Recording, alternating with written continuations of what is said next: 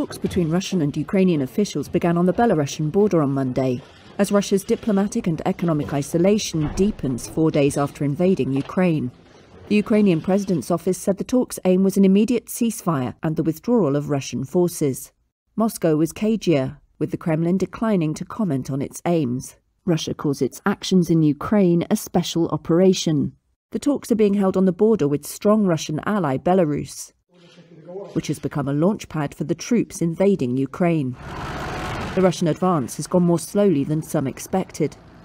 Blasts were heard before dawn on Monday in the capital of Kyiv and in the major eastern city of Kharkiv, Ukrainian authorities said. But Russian ground forces' attempts to capture major urban centres had been repelled, they added. Russian forces seized 2 small cities in southeastern Ukraine and the area around a nuclear power plant, Moscow's Interfax news agency said. But they ran into stiff resistance elsewhere.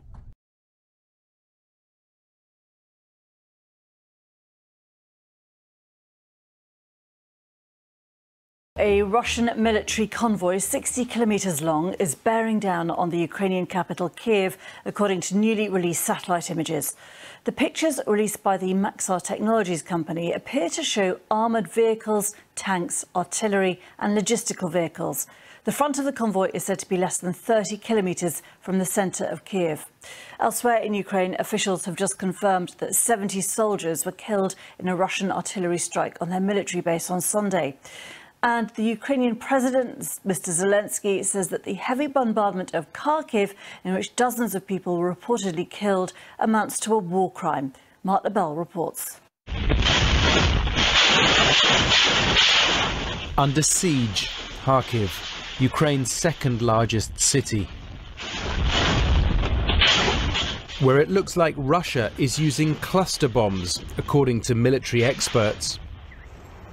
This is a residential area with no military objects. Kharkiv's mayor says shells hit residential buildings, killing innocent civilians, and says 3 children were burned alive in a car.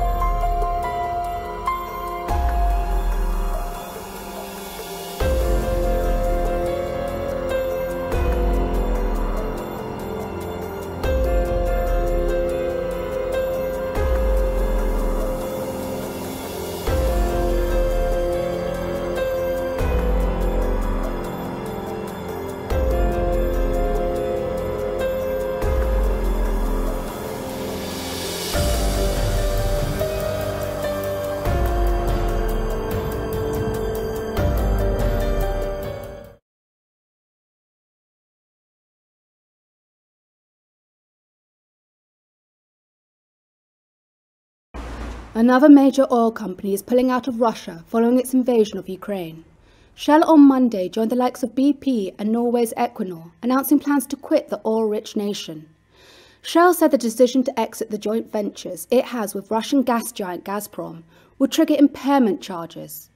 The British oil company had around $3 billion in non-current assets in the ventures at the end of 2021. Shell is also ending its involvement in the Nord Stream 2 Baltic gas pipeline linking Russia to Germany. It helped finance the venture as part of a consortium of companies. Last week, Germany halted the project. Meanwhile, Japanese trading houses Mitsui and Mitsubishi, which own stakes in Gazprom's projects, said separately that they are examining Shell's announcement.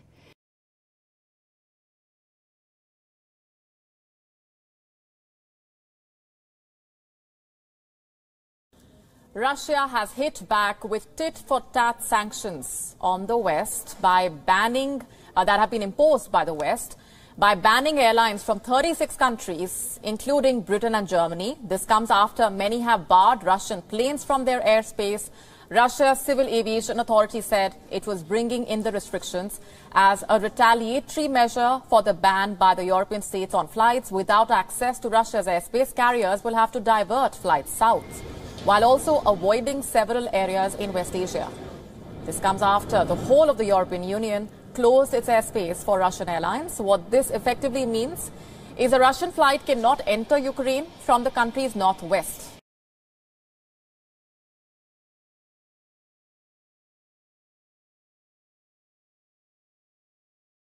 Всего наши подлодки способны выпустить более 500 ядерных боеголовок, что гарантированно уничтожают США и все страны НАТО в придачу. Это по принципу «зачем нам мир, если в нем не будет России?». Ядерное оружие от России доставляют также самые быстрые в мире стратегические бомбардировщики.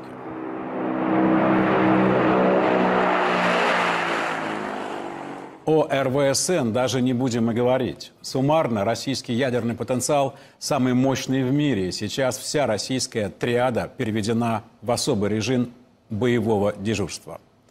Путин предупреждал, пугать Россию не надо.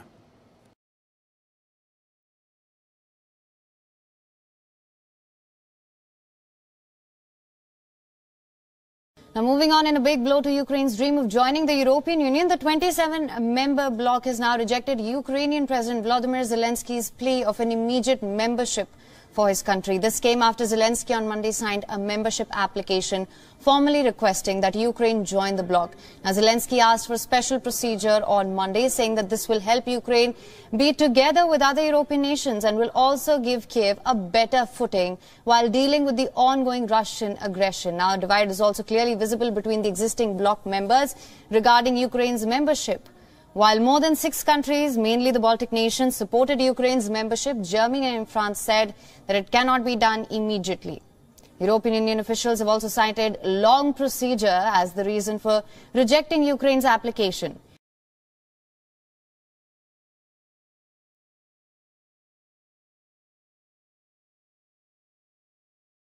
An attack late on Sunday evening claimed the lives of at least 20 civilians in the Democratic Republic of Congo. Suspected Islamist militants murdered residents from the village of Kikura in the northeastern part of the country. According to witnesses, the assailants struck at around 9 p.m. with machetes and burned down houses. Residents blamed the attack on the Allied Democratic Forces ADF, Ugandan militia that has killed thousands of civilians in eastern Congo since 2013. The attack took place as Congolese and Ugandan forces allied to stop the repeated massacres. A spokesman for Congo's army said it had taken time for soldiers in the area to learn of the attack since it was carried out without firearms. The locality of Beni in the North Kivu province has been under a state of siege since May 2021.